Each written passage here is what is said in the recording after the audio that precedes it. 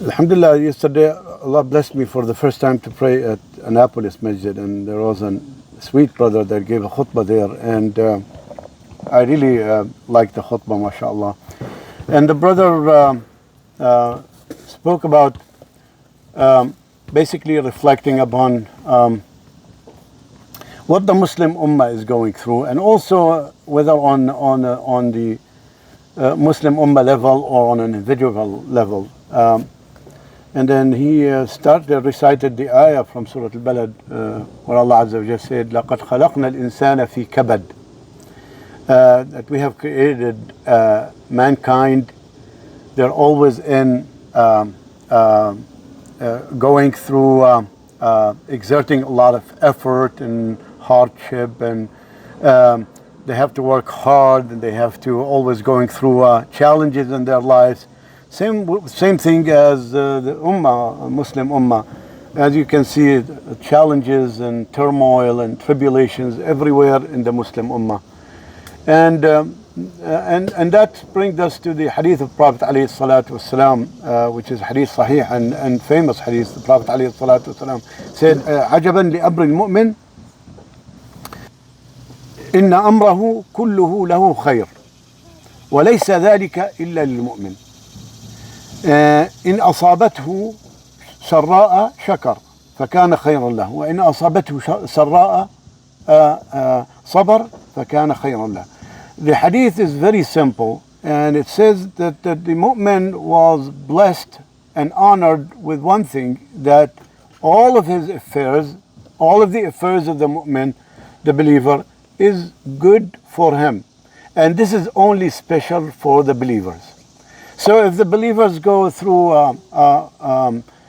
get something good, or a blessing that Allah has bestowed upon him or her, then he would be grateful, thankful to Allah Azza wa Jal, and that's good for him, because that's showing gratitude to Allah Azza wa Jal subhanahu wa ta'ala, and that's great, that's rewarded greatly by Allah Azza wa Jal subhanahu wa ta'ala. And if a hardship touches the believer, they would be patient, because they accept this decree from Allah Azza wa Jalla subhanahu wa ta'ala, and they would be patient, and that's also good for them. As Allah Azza wa Jalla subhanahu wa ta'ala said in the Quran, وَلَنَبْلُوَنَّكُمْ بِشَيْءٍ مِّنَ الْخَوْفِ وَالْجُوعِ وَنَقْصٍ مِّنَ الْأَمْوَالِ وَالْأَنفُسِ وَالثَّمَرَاتِ وَبَشِّرِ الصَّابِرِينَ الذين إذا أصابتهم مصيبة قالوا إنا لله وإنا إليه راجعون أولئك عليهم صلوات من ربهم ورحمة وأولئك هم مفلحون. So this ayah, Allah Azza wa Jalla subhanahu wa ta'ala is telling us that, okay, the believers will be touched with fear, hunger, and all these tribulations, but then at the end what?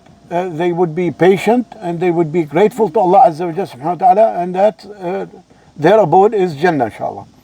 So the Muslims, when they are going through hardship, they need to remember this ayah, and they need to remember also Allah Azza wa Jalla subhanahu wa ta'ala, وَلَنَبْلُوَنَّكُمْ بِالْخَيْرِ وَالشَّرِّ فِتْنَةً, that Allah Azza wa Jalla subhanahu wa ta'ala, that may afflict you, let's say, with much wealth, or they may afflict you, Allah may afflict you with disease, or may afflict you with turmoil at home, or one of your children goes astray, or whatever the case may be.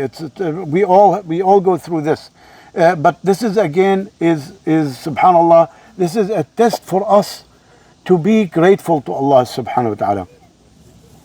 I want to go back to the same ayah that I mentioned from Surah Al-Balad, which is, we all know, لَقَدْ خَلَقْنَا الْإِنسَانَ فِي كَبَدٍ. This word kabad, okay, it means, hardship and, exerting effort and working hard and okay. But, also the liver is called kabid, right? The liver in our body, which is actually acts like a filter. Okay, so think of this, subhanallah, that these tests and these tribulations and hardships that you go through is actually cleansing you, getting you closer to Allah Azza wa Jalla subhanahu wa ta'ala. And reflect upon this, okay, if I didn't go through this hardship, would I be closer to Allah subhanahu wa ta'ala? You know, uh, obviously not. I mean, we all know that. So this kabid, this liver, you know, is actually a critical organ in our body because it cleanses our body from impurities. You know, it takes out and then, you know, cleansed and then, you know, the blood is always cleansed by this. So by this organ, subhanAllah. So that's from the same root as the word kabad. Okay, kabad, it's the same root, subhanAllah. Just reflect upon this. The Prophet alayhi salatu wasalam, okay, exemplifies this by us when we go through a hardship, exemplifies this by his dua that when he went to Ta'if, seeking assistance after Mecca has disowned him and they tortured him and also his followers and so on. So he turned to Ta'if, but then when he went to Ta'if, the people in Ta'if, they treated him even way much harsher than Quraysh. They stoned him. Even the hadith talks about that the Prophet ﷺ, his foot was bleeding, ﷺ. And then he recited this dua, and I just want to mention this dua. It's so beautiful, subhanAllah. It exemplifies what we Muslims, what we the believers, the followers of the Prophet ﷺ should do in these instances, and how we need to really respond. So the Prophet ﷺ, this is hadith sahih.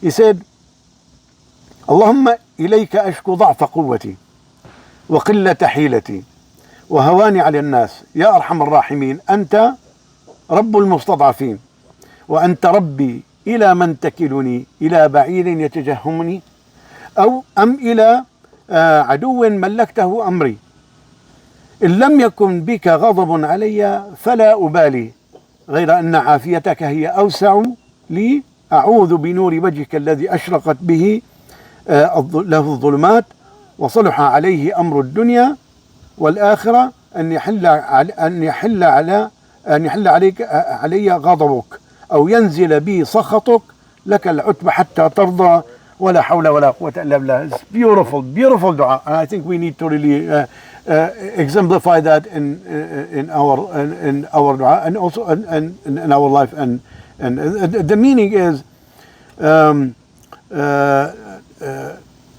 as we remember, yani, inshallah, we remember our brothers and sisters who are going through much hardship in the Muslim world, especially in Gaza, Palestine. Our Rohingya brothers right now are going also through some really hardship as well, and famine and so on. May Allah Azza wa Jal ease their suffering. Ameen Ya Rabb. So Allah, Prophet ﷺ said, "O Allah, to you I complain of my weakness, my lack of resources." You know, at this, when you are so low, where do you turn? To Allah Azza wa Jal subhanahu wa ta'ala. Exemplified in the feelings, in the human, the Prophet who is human, exemplifying his, you know, attesting that he is weak and, you know, and he needs help, he needs support from Allah subhanahu wa ta'ala. Oh Allah, to you I complain of my weakness, my lack of resources, my insignificance among people. O most merciful, of the merciful, O most merciful of the merciful, you are the Lord of the weak, and you are my Lord. To whom will you entrust me? To distant one who will treat me harshly? Or to an enemy to whom you have given control over my affairs? If you are not angry with me, then I do not care. That's the part that I need to really highlight. If you are not angry with me, then I don't care. Meaning that I need to strive always to be at the service of Allah Azza wa Jalla subhanahu wa ta'ala. I need to strive always to be obedient to Allah subhanahu wa ta'ala. I need to always fear Allah Azza wa Jalla subhanahu wa ta'ala. I need to always avoid the haram and cling to the halal. I need to always be in remembrance of Allah subhanahu wa ta'ala.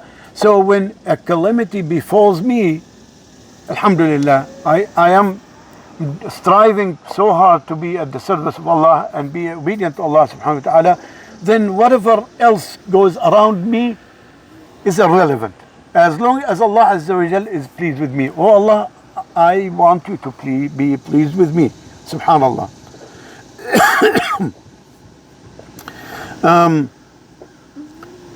So you have given control of my affairs. If you are not angry with me, then I do not care. However, your well-being is more beneficial to me. That means afiyah, the word afiyah is a very broad word. Afiyah means that being in comfort, being under the protection of Allah Azza wa Jalla subhanahu wa ta'ala, being healthy, being strong, being resolved, being, having, alhamdulillah, a comfortable life, having good health. All this afiyah, being protected from the enemies, being protected from, harm, being protected from,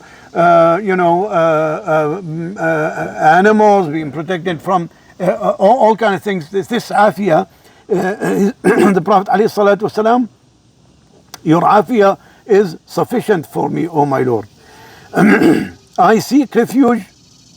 Now, again, what do you do when you are low, when you are going through tribulations? Is you seek the help of Allah Azza wa Jalla subhanahu wa ta'ala and His protection. I seek refuge in the light of your, in your light, by which the darkness is illuminated, and by which the affairs of this world and the hereafter are right. Lest your anger descend upon me, or your wrath befall me. To you is all reproach until you are pleased. Subhanallah, you have actually given everything, your affairs, to Allah Azza wa Jal to manage, because you have actually came to a point where you are so helpless. There's nothing that can be done. The only one can help you, Allah subhanahu wa ta'ala. And at this point, and this dua exemplifies this moment and this state. To you is all reproach until you are pleased.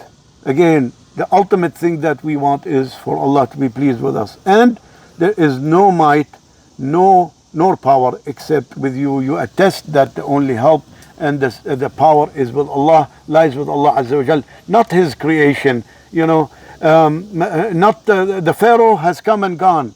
Rome has come and gone. The Persian Empire, Khusro, the king, have come and gone. Same thing, America that we live in, they'll live for some time, goes up, and then it's going to come down. Nothing in this world is going to last. The only one who will last is Allah Azza wa Jalla subhanahu wa ta'ala. May Allah Azza wa Jalla subhanahu wa ta'ala make us among those who hear the advice and abide by the best of it. Ameen. May Allah Azza wa Jalla make us benefit from this knowledge.